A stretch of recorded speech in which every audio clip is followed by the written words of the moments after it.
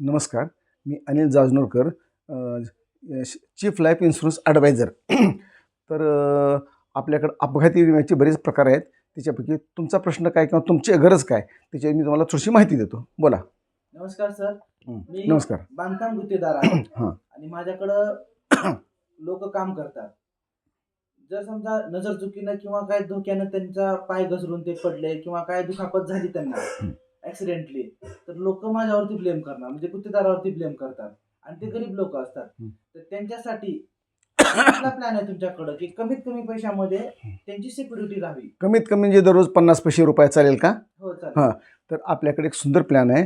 त्याला 300 रुपये लागतात. तुमच्याकडे किती कामगार आहेत? माझ्याकडे एक 10 कामगार आहेत. तर 10 कामगाराला एक माणसाला 300 रुपये. 10 लोकांचे किती पैसे गेले? 3000 रुपये गेले. तर त्या 3000 मध्ये प्रत्येकाचा फायदा कसा आहे? त्याच्यामध्ये काय करायचं, तुम्ही तो फॉर्म भरून घेत असताना त्या पार्टीचं नाव लिहा, त्याची जन्मतारीख टाका, त्याचं आधार कार्ड द्या, त्याचं वारस लिहा. पण जिथं तुम्ही व्यवसाय म्हणून लिहिता किंवा त्याचं काम, त्या ठिकाणी आता तुमचं नाव काय? प्रकाश मादळे. हां. तर तुम्ही काय करायचं, अमुक हा कामगार पूर्ण नाव लिहिल्यानंतर प्रकाश मादळे यांच्या बांधकामावरील कामगार असं लिहा. कारण काय उद्या आपल्याला कायदेशीर अडचण येणार नाही. आणि खाली ती सही वगैरे केली. आता त्याचे फायदे काय सांगतो तुम्हाला. 300 रुपये तुम्ही भरले. 300 रुपये भरल्यापासून तो भारतात कुठेही जाऊ, त्याचा कुठेही अपघात होत, तुमच्याकडे काम केले म्हणजे तुमच्या घरीच ॲक्सिडेंट व्हावा किंवा मार लागावा असं काही नाही. तो कुणाचे आज ते लोक काही बांधील नसतात. एक 8 दिवस तुमच्याकडे करतात, तुमचं वाकडं तुमच्यासोबत संबंध खराब झाले की दुसरीकडे जातात.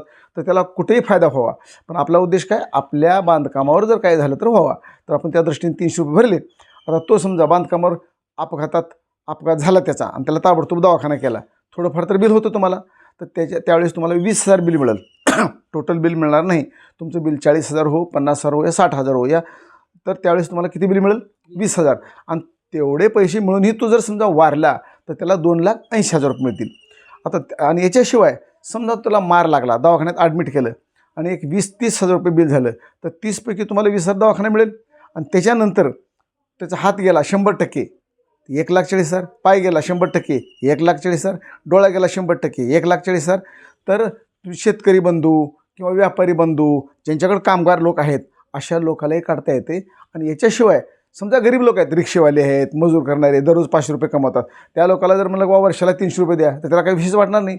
मग तुम्ही त्याच्याकडून 300 रुपये घ्या आणि हाच फायदा त्याला स्वतःला होईल. तो कोणाकडे कामगारच असावा असं का नाही. समजा तिने एक पॉलिसी काढली तर फक्त तशी पॉलिसी डबल त्याला घेता येणार नाही. त्याला विचारायचं बाबा अशी पॉलिसी तुझी आहे का? आहे म्हणलं तर मग त्याला पर्याय दुसरी पॉलिसी देऊ शकतो आपण.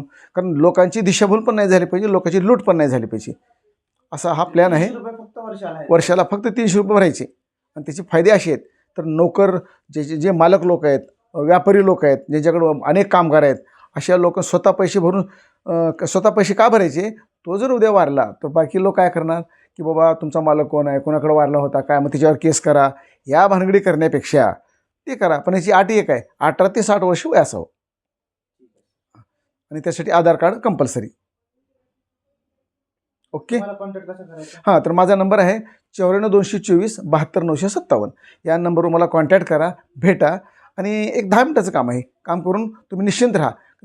10 कामगार लावा या 100 कामगार लावा, काय लोकाला कुणाला काय व्हायचं होऊ नये, ईश्वर कृपेने. झालं तर तुम्ही बिंदास्त राहा आणि त्याचं संरक्षण जनरल इन्शुरन्स कंपनी करेल. ओके.